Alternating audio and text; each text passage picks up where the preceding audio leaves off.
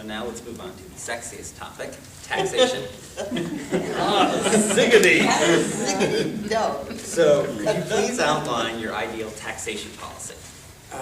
Yes. I think, a tax policy should ensure that, A, we generate enough revenues to do the things we need to do as a country, and that everyone pays their fair share, and that the people who have had the greatest success and earned the greatest wealth in this country pay a greater share of taxes than people who have been less successful. And I think that's what a progressive tax system provides. I think what we have seen, unfortunately, is this growing income inequality in this country, exacerbated by tax policies which, for example, give people who make their living through hedge funds pay a much lower rate than people who work in a factory at a factory foot press. One would think actually the person who works at a foot press is doing harder work and maybe they should have a lower rate, but at least having the same rate would make sense. But I think we have to fix that. I've co-sponsored legislation to do that.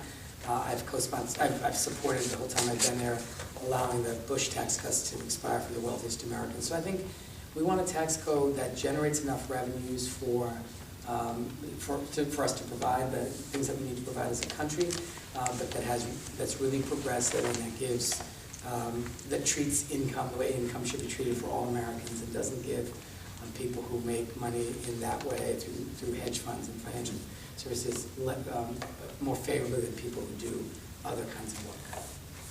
So just to move on to these particular issues, and you already touched on the Bush tax cuts, how do you feel about a financial transaction tax to limit oil speculation?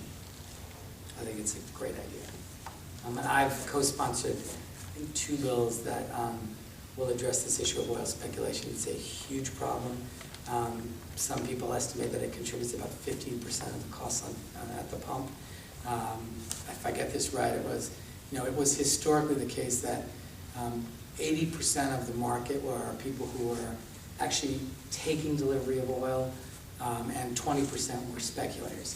It's now reversed. It's about 20% of people who are actually taking delivery of the product, and 80% of the people who are using it as a casino, who are literally betting on what it will do, and it has totally destroyed the market. I mean, think about this. We have production is up, consumption is down, the price should go down, and up until recently that wasn't happening, and it's because of the presence of oil speculators. They are frankly doing exactly what happened in the housing market. They are developing these very elaborate derivatives, these very complicated devices really that are allowing them to speculate at really in a very destabilizing way, and we should not have that, and we can fix it, and we're not powerless to fix it. The power of big law makes it difficult in Washington, but we should. And so new tax brackets for higher earners. How do you feel about those? I support them. And how would you go about extending the Bush tax cuts? And in what portions of the tax cuts? Yeah, I think the Bush tax cuts should expire for sure. I know the president has recently talked about incomes over $1 million. I think the original proposal was incomes over $250,000, which I think based on kind of what we're facing, I think many more people are starting to say the 250. I was persuaded in listening to some folks about the range between 250 and $1 million, that there were a number of small businesses that would be affected by that.